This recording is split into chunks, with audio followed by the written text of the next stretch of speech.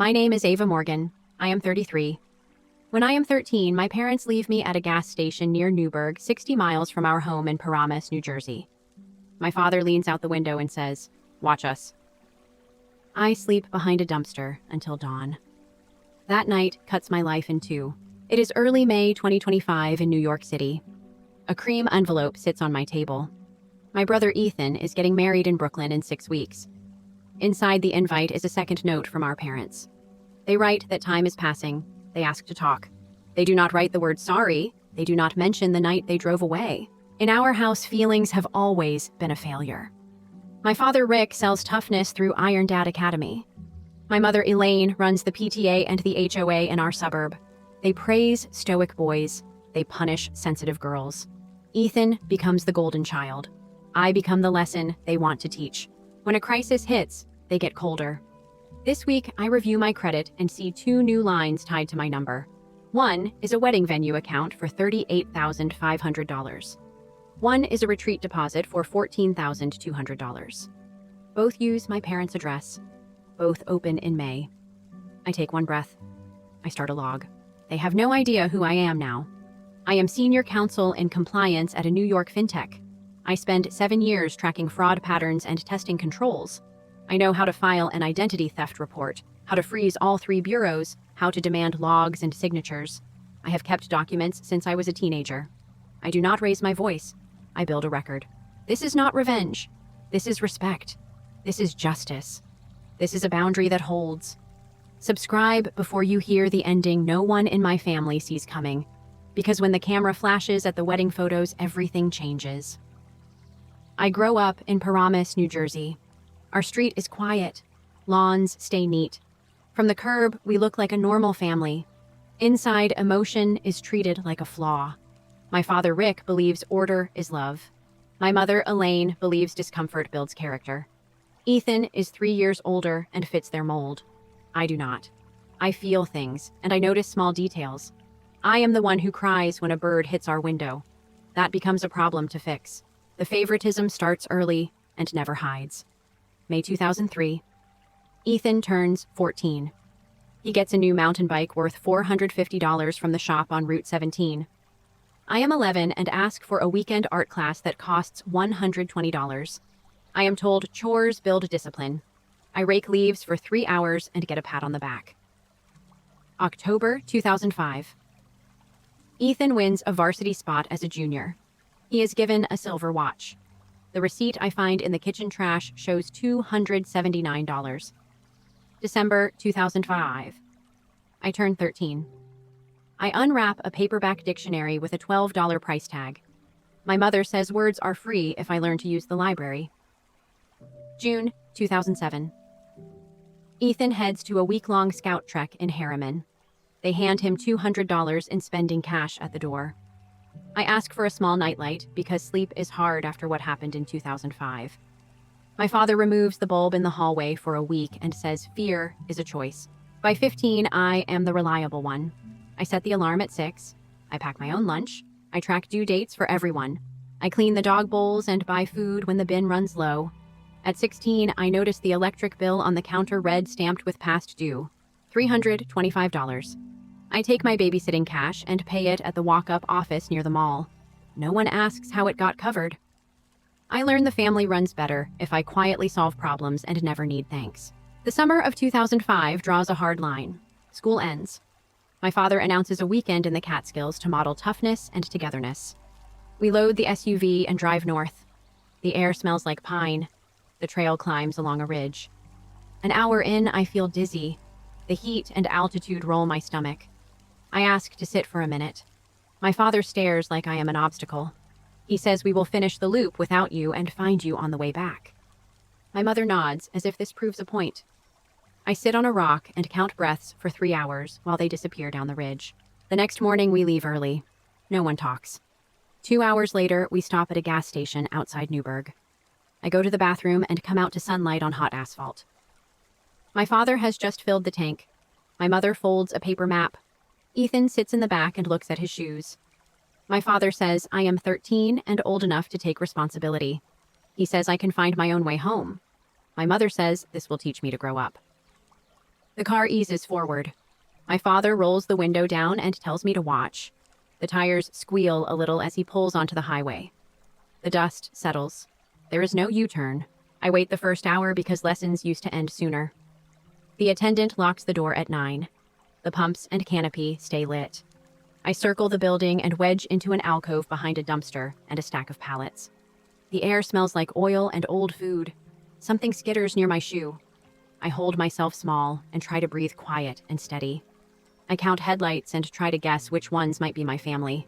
None of them are. The temperature drops. I do not sleep. At dawn, a pickup rattles into the lot. The owner, Ben, unlocks the door. His wife, Loretta, steps out from a back room. She hands me water. She leads me to a small office and hands me a towel. I tell them I was left here and do not know how to get home. They call my Aunt Mara in Paramos. She is a nurse and the sister who never fit the family story.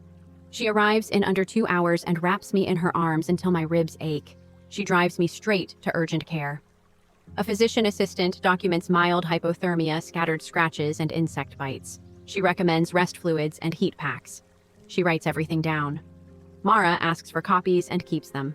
Mara calls the Bergen County line and asks what steps protect a child in danger. We speak to a social worker. We write statements. Ben and Loretta agree to sign affidavits that describe the morning they found me and the night they turned me away because the store was closed. We file for emergency custody in Superior Court of New Jersey. The judge asks precise questions. Why did they drive off? Did they return?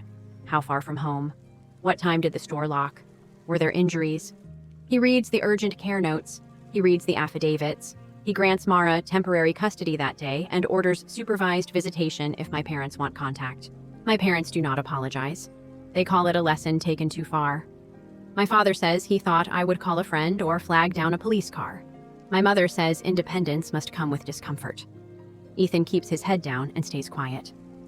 I pack my things with a patrol officer standing by and move into Mara's small apartment in Paramus. It is cluttered with plants and soft blankets. I sleep for 16 hours. Then I start therapy with a child psychologist 2 bus rides away in Hackensack. I put the night behind the dumpster into words until the noise in my head drops below a constant siren. Mara becomes my anchor. She works night shifts and finds time to sit on the couch with tea and talk. She teaches me how to keep files. She says paper matters when memory gets fuzzy. We keep everything in plastic sleeves. Medical notes, court orders, the police incident number, a printout of the map from the gas station to home with 60 miles circled in pen, the sticky note with the time the store opened, copies of the affidavits from Ben and Loretta with the date and their signatures in blue ink. We label a binder and a flash drive. Those habits will save me years later. High school moves fast. I write for the school paper and work weekends at a bookstore. I save every receipt and stack them by month. I graduate in 2010 and head to a state university with scholarships and a folder full of reminders from Mara to drink water and call on Sundays. I work in the library at night. I eat cheap meals and track every dollar in a simple spreadsheet. In 2014, I moved to New York for law school because rules feel like shelter. In 2017, I passed the New York bar. In 2018, I joined a fintech to work in compliance because this is where rules meet money and where people get hurt when others cut corners. Through those years, my parents keep their stage. Rick builds Iron Dad Academy online. He sells weekend retreats with slogans about mental toughness. Elaine leads the PTA and the HOA in our neighborhood. They talk about standards and discipline. They never talk about the night in Newburgh. Ethan studies accounting and grinds through busy season at a Big Four firm. He calls sometimes when our parents are out of earshot. He sounds tired and careful. He never asks about the dumpster. I never bring it up. The pattern is clear. Ethan is given grace and gadgets. I am given tasks and silence. When bills are late, I fix them. When appliances break, I call the repair number and schedule someone. When neighbors whisper, I pretend not to hear. I become the person who holds the net under everyone and gets blamed for the net being visible. I do not explode. I adjust. I go inside my head and build plans. I learn to document everything. Names, dates, dollar amounts, who said what, who stood where, who watched and did nothing. I keep records so I never doubt my own memory when someone tries to rewrite it. Years later, that habit becomes a shield the moment a cream envelope lands on my table in May 2025. The invite to Ethan and Grace's wedding looks harmless. The second note from my parents is even-toned and vague. They want to talk before the ceremony. They say time is passing. They do not say sorry. That same week, 2 new credit lines ping my alert. A wedding venue account for $38,500. An Iron Dad retreat account for $14,200. Both opened in May, both listing my parents' address, both tied to my social security number. I sit very still and feel the old, cold air from 2005 brush my skin. Then I open my binder and a fresh legal pad. I write a heading with the date. I start a log. And that is when everything changes. The cream envelope lands in early May 2025 and knocks the air out of me. Ethan is getting married in Brooklyn in 6 weeks. The second note is from our parents. They want to talk before the ceremony. They write about time passing. They skip the word, sorry. I read it twice, set it down, and feel the same cold I felt behind that dumpster years ago. I steady my hands. I open my laptop. I check my credit like I always do on the first week of the month. 2 new accounts sit there. A wedding venue line for $38,500. An Iron Dad retreat deposit for $14,200. Both opened in May. Both tied to my social security number. Both listing my parents' address in Paramus. I do not text, call, or rage. I pull a legal pad from the drawer and write a fresh heading. May 2025. Identity theft. Then I start a timeline. I file an identity theft report on the federal site and print the confirmation page. I freeze my credit at all 3 bureaus. I send a dispute to the venue's finance office, then follow with a certified letter. I cite the Fair Credit Reporting Act. I request the application, the IP address, and the signature file. I draft a preservation demand to Iron Dad Academy and ask them to retain server logs, device IDs, and payment records linked to the retreat account. I call the 84th Precinct in Brooklyn since the venue and the ceremony are there. I make an appointment. I sit with an officer, give a statement, and walk out with a case number. I add it to the log and staple the receipt to the page. I call my therapist and ask for a same-week slot. I call Aunt Mara and tell her I am safe and handling it. I text Jesse to flag a potential story later, not now. I stick to the plan. This is not about rage. This is about accuracy, timing, and proof. I choose where to meet my parents. A quiet restaurant in Midtown at 11 a.m. I want daylight and neutral ground. I invite Ethan and tell him the rules. 1 hour. No raised voices. No touching. New York is a one-party consent state. I will be recording for my record. He says he understands. He sounds worried. He also sounds tired of being the bridge. They arrive on time. Rick looks older around the eyes. Elaine clutches a small purse with both hands. Ethan scans my face like he wants to fix this with one sentence. I ask a simple question. Why now? My father says family matters as you get older. My mother nods and says a wedding turns your thoughts to legacy. I keep my tone even. You left me at a gas station when I was a kid.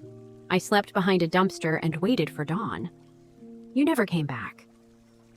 My father says it was a lesson on independence and that he believed I would take initiative.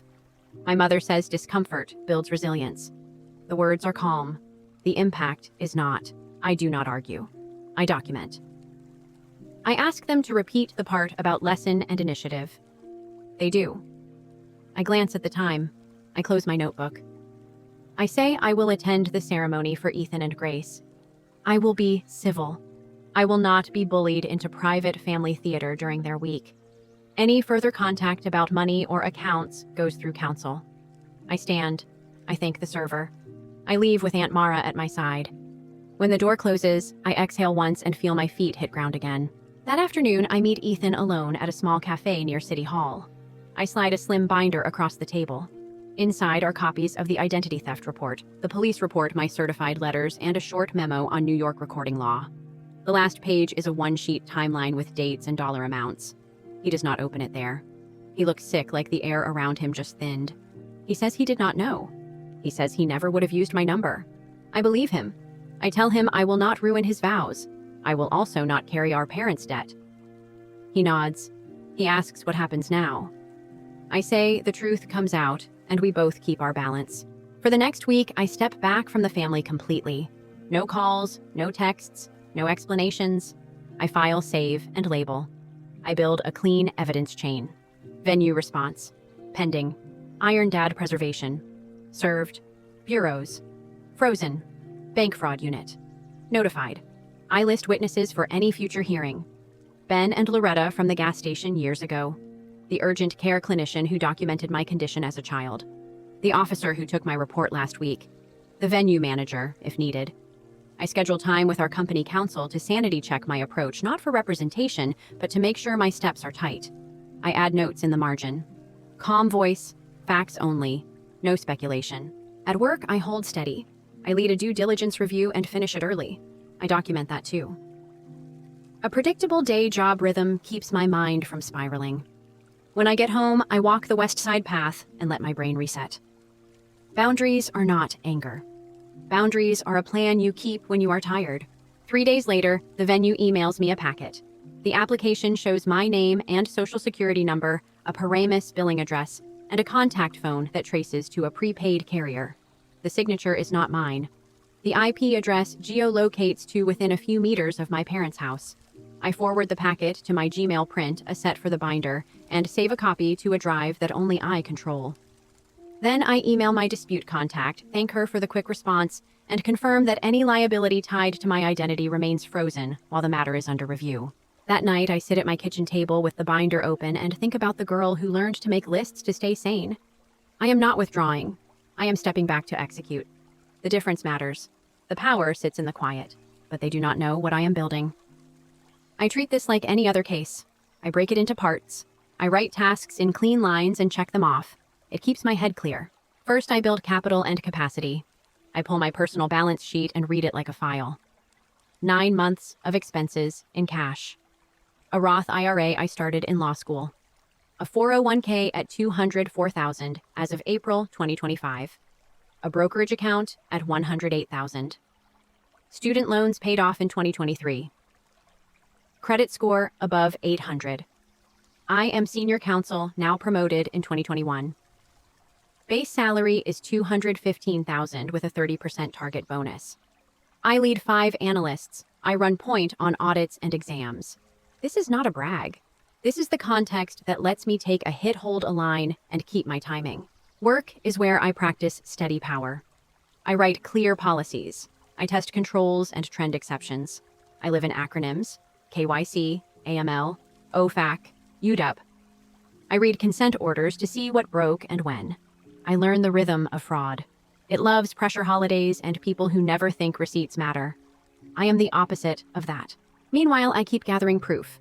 The venue's packet lands with the IP address and the forged signature. I confirm preservation with their counsel in writing. Iron Dad replies. They received my demand and froze any action on the retreat account. They will retain server logs. I note the date, time, and the name on the email. I save everything twice. Paper and cloud. 2 separate drives, one off-site with Aunt Mara. But they do not know what I am building. Family life keeps moving in its same groove.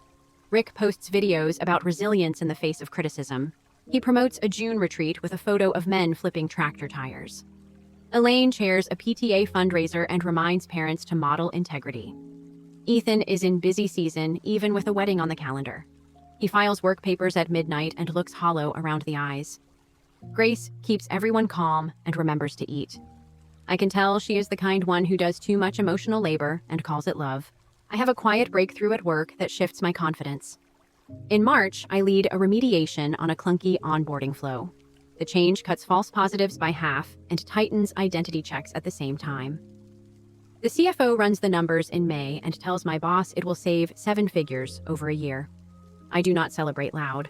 I buy myself a good dinner, write the date in my notebook, and sleep. What happened next shocks everyone, but it starts with moments like this that no one else sees. The second breakthrough is personal. Jesse pulls me aside after a podcast taping and says this: "You do not need to tell your story to win. You need to prove it once in the right place." That line lands. It becomes my filter. I decide every step must serve 2 goals. Keep Ethan and Grace's vows clean. Make the fraud undeniable. So I map the wedding day like an operations plan. Ceremony at 4, cocktail hour at 5, family photos between 4:30 and 5. The photo area is by the river path, a public right-of-way. That fact matters for service. I retain a licensed New York process server. We review the route and the timing. Service is for Rick and Elaine only. not the couple, not guests. The envelope will include a filed summons and complaint for fraud and identity theft, a motion for temporary injunctive relief, and a one-page summary sheet with the two amounts. $38,500, $14,200. It will also include the Federal Identity Theft Report number, the NYPD case number, and a short notice that any spoliation of records will be raised in court. We pick a quiet handoff moment. We choose 3 backup windows in case of delays. We confirm all of this in writing. To file the case, I need a clean package. I ask Evan to write a short memo that explains the IP evidence like a human would read it. He keeps it simple. Logins occurred from a device on a home network registered to my parents' address. The timestamps map to evenings in May. The browser fingerprint is consistent across both applications. He signs and dates the memo. I slot it behind the exhibits. I meet Ethan again one afternoon near City Hall. I tell him the plan in plain language. I will not touch the ceremony. I will not break the vows. Service happens during photos, so it is public brief and documented by neutral witnesses. You will not be blindsided. He looks like a person who has been trying to hold a bridge together with his hands. He asks if there is any other way. I say the line that matters. This is the way that protects you and holds truth. He nods. He asks what he should do when it happens. I say take Grace's hand and keep looking at the camera. Someone else will be looking at the papers. It does not have to be you. I also set guardrails for myself. No arguing at the reception. No speeches about the past. No improvising. If approached, I will say counsel only. If baited, I will smile, excuse myself, and walk away. Anger is a drain on a plan. I keep my plan full. 3 days later, I get a call from the venue manager. She has my dispute file and will keep the account frozen while the investigation runs. She confirms the wedding can proceed if a new card is provided by the responsible party. She uses that phrase, the responsible party. I hear it and exhale. It means the photographer can keep a schedule. It means Grace does not need to worry about a last-minute cancellation. It means my boundary holds without wrecking the day. That is when everything changes at home. Rick calls me directly and leaves a voicemail. He says family should settle things off the internet and off paper. He says my career would benefit from showing grace. He is trying to use my title as leverage. He thinks compliance equals compliant. I delete the message and save the transcript to the binder. Elaine sends an email that looks polite and reads like pressure. She offers to make a public statement about misunderstanding if I drop everything quietly. She calls it a win-win. I forward it to my lawyer and do not reply. Work continues to be my calm space. I draft a training deck for the risk team on red flags and event payments. I include examples that mirror my case but remove personal details. How to spot a prepaid number, how to read an IP log in context, how to freeze exposure without punishing legitimate customers. My team executes a due diligence sprint and nails it. The rhythm of clean work becomes a spine I can lean on. The week before the wedding, I finalize the filing. The complaint states facts in short, numbered paragraphs. Who used what, when, and how. We attach exhibits. Credit report. Venue application with forged signature. Iron Dad preservation letter. IP memo. Recording law citation for New York since the admission about lessons came here. We file in Kings County the morning of the wedding to keep the timeline tight. The index number goes on the first page. The process server picks up stamped copies at 10 a.m. There is one more piece I need, and it is about my past. I ask Ben and Loretta to notarize updated statements about the night they found me at dawn and the conditions they saw. They do it without hesitation and refuse the check I try to hand them for their time. Loretta says this: "People who show up for you when they do not have to are your real family." I put her sentence on a sticky note and leave it on my fridge. I also set up the fund I have been planning in my head for years, the Ben and Loretta Fund. It is small at first, $10,000 from my savings and my bonus. It pays for a bus ticket, a motel night, a hot meal, and a safe ride for a kid who needs a bridge from night to morning. I file the paperwork and build a simple site. No fanfare, just a working phone number and a form. The night before the wedding, I lay out my dress, my shoes, and a small crossbody bag with 2 things: lip balm and a folded copy of the one-page summary in case anyone tries to gaslight me on the facts. I check the process server schedule one more time. I charge my phone and set it to Do Not Disturb for the ceremony hour. I set a reminder to take 3 deep breaths before I walk into the venue. Then I sleep, because a rested mind is part of the plan. I wake to clear blue June light. I make coffee and sit by the window. I think of the girl who learned to document so she would not drown in doubt. I tell her we did not waste that habit. We turned it into a shield. We turned it into a tool that builds something good.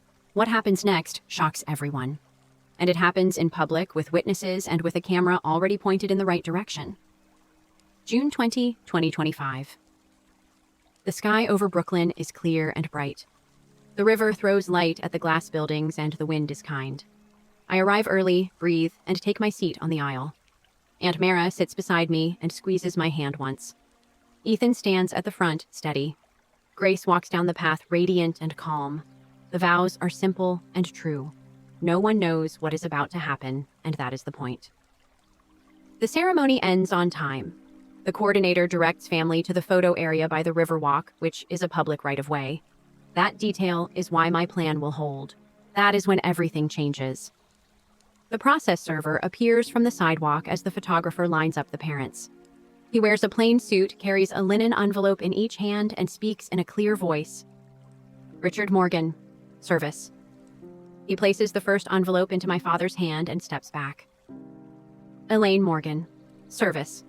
He places the second envelope into my mother's hand and steps back again. He notes the time on a small card, thanks the photographer for the space, and leaves the frame. It takes less than 20 seconds. There is no scene. There is only paper sunlight and the click of a camera that keeps doing its job. Witnesses are present. The photographer, the coordinator, 2 bridesmaids in blush dresses, an uncle holding a glass of sparkling water. They see my parents receive stamped copies of a summons and complaint filed that morning in Kings County. The index number is in the top corner. Behind it sits a motion for temporary injunctive relief and a 1-page summary that lists dates and amounts. $38,500, $14,200.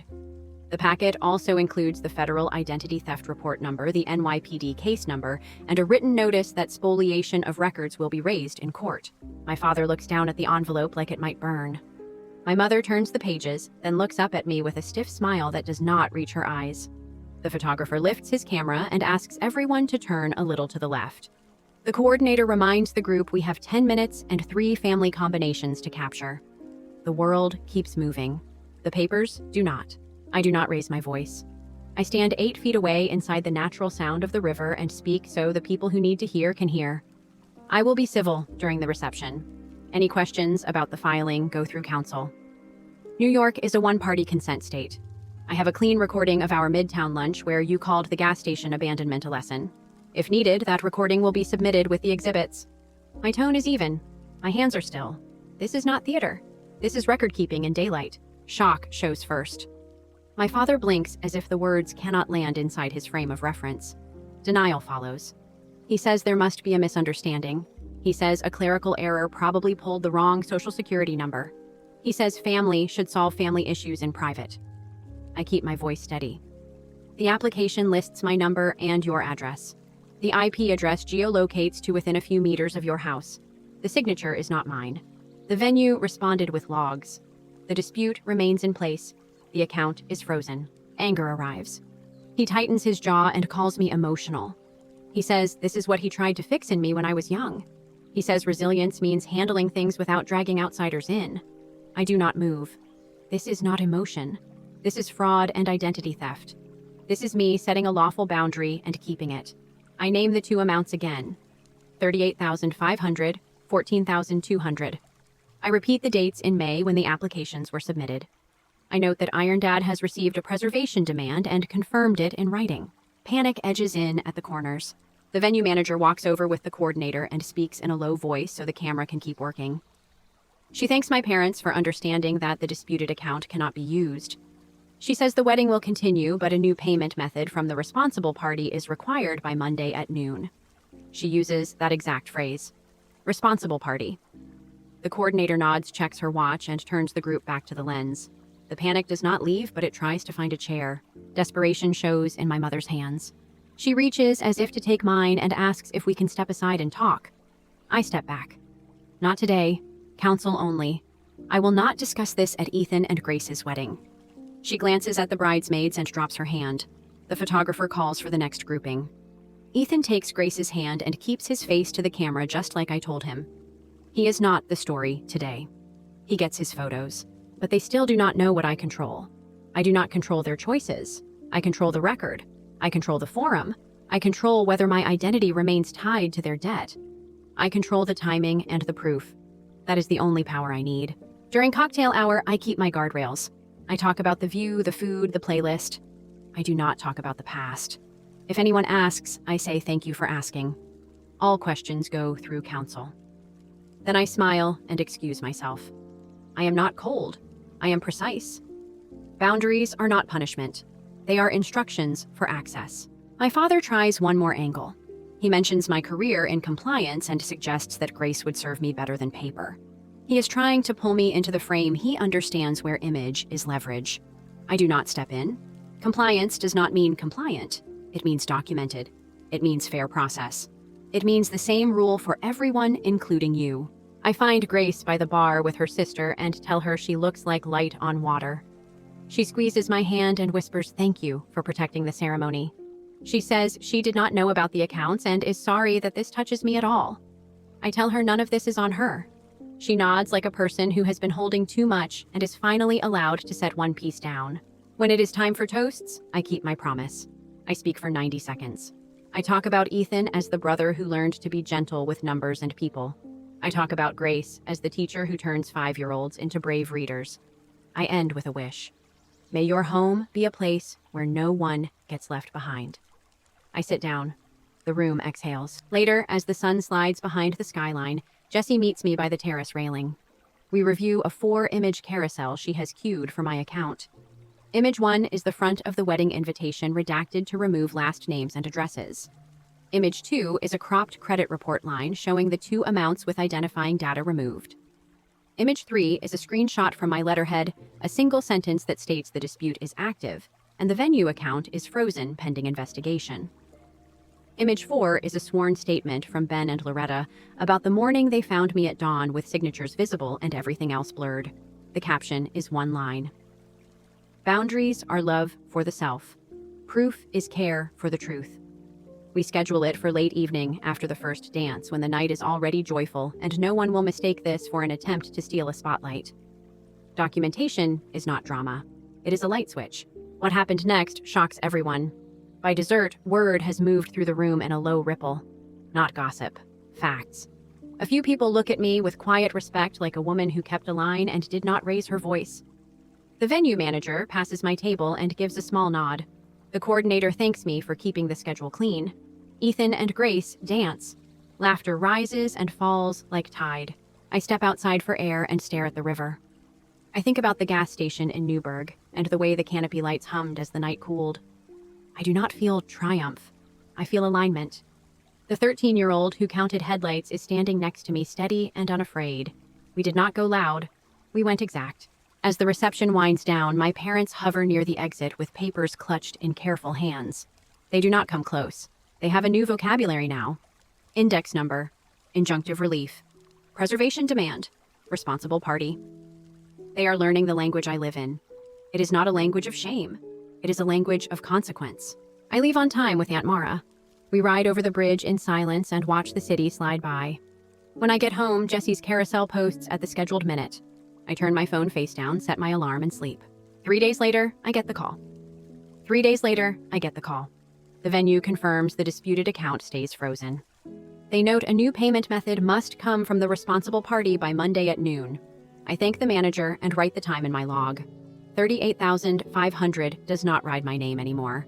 That is the first piece that clicks into place. By Wednesday morning, 2 sponsors pause Ironed Out events. Their emails cite code of conduct and brand risk. I add both notes to the binder. The PTA board schedules an emergency meeting and places my mother on leave while they review a complaint.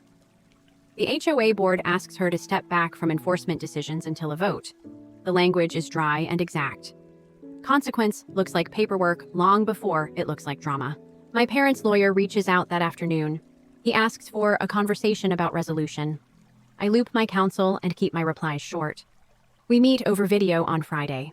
I sit with a legal pad and a glass of water. I speak once. Repayment of $52,700 and legal fees. A consent order that bars contact outside counsel and bars use of my identity for any reason. Preservation of all records until the matter is closed. No public scenes, no back channels, clear boundaries enforced on paper. They counter with payment over time and a public statement about misunderstanding. We decline. My lawyer lays out a clean path. Payment in full within 10 business days. Filing of a consent order in Supreme Court Kings County that functions as an injunction. No calls, no messages, no surprise visits. All communication goes through counsel. Any violation triggers immediate motion for contempt and a confession of judgment held in escrow. The line is clear. They can step over it or they can stop here and sign. The venue receives a cashier payment from my parents that Monday. The manager emails to confirm the account is settled by the right party. The bank closes my dispute in my favor the same week. I print the letters and slip them into the binder. I breathe in a steady count and feel my shoulders drop. A week later, we execute the settlement. The wire for $52,700 clears. Fees arrive 2 days after. The consent order is signed by a judge and entered on the docket. It bars any use of my name, number, or data. It bars direct contact. It lasts 12 months and can be extended. It is not an order of protection from criminal court. It functions like one within the civil case. Words matter. So do limits. So does a judge signature on a page. Ethan meets me at a small park near the water the next evening. He looks 10 pounds lighter. He tells me he and Grace moved their shared account and closed the card his parents once used for emergencies. He says they will start their marriage without that tie.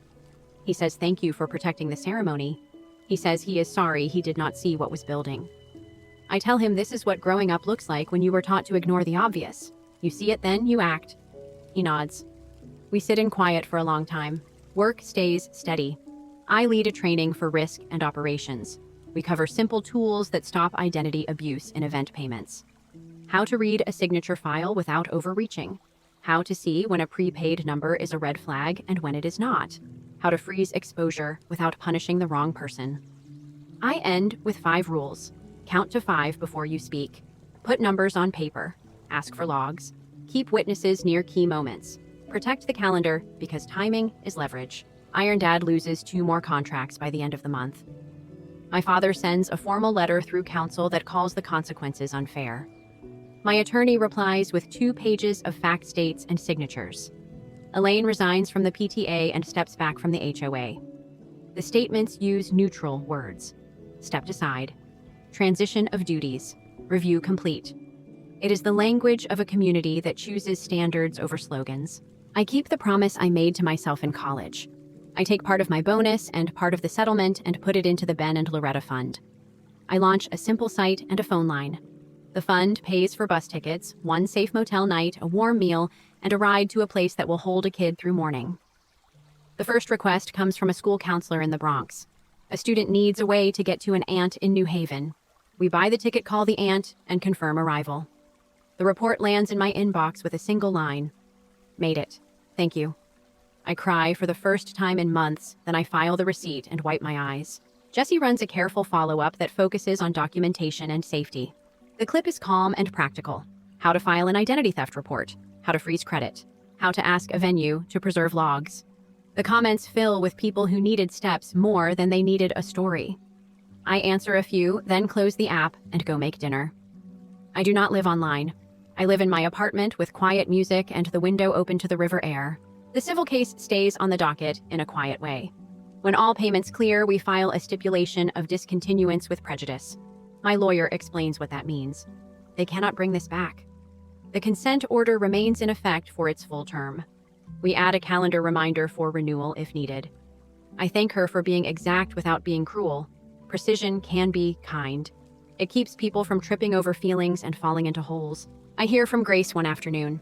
She sends a photo of a bookshelf they built together and a note that says they started a weekly budget meeting with coffee and a walk. She thanks me for showing them that quiet systems are love in action. I save the photo. I text back a short line. Proud of you both. Protect your calendar. My parents do not email. They follow the order. That is the point. Power is not changing them. Power is changing me to a person who does not need them to change in order to be safe. I walk the West Side path at dusk and feel my breath line up with the water. The 13-year-old who counted headlights stands next to me. She can rest. I can live. I keep my boundary simple. If they try to move through it, the paper will hold. If they honor it, the paper will sit in a file and gather dust. Either way, I am not the child behind the dumpster anymore. I am the woman who writes the timeline, chooses the forum, and keeps the record straight. Here is the lesson I carry. Boundaries are not anger. They are a plan that protects what you build. Respect is not a speech. It is a repeatable action. Justice does not need volume. It needs dates, witnesses, and a place where the light is good. Share your own family experiences in the comments. Tell me when you drew a line and how you kept it. Someone will read your words and feel less alone. That matters.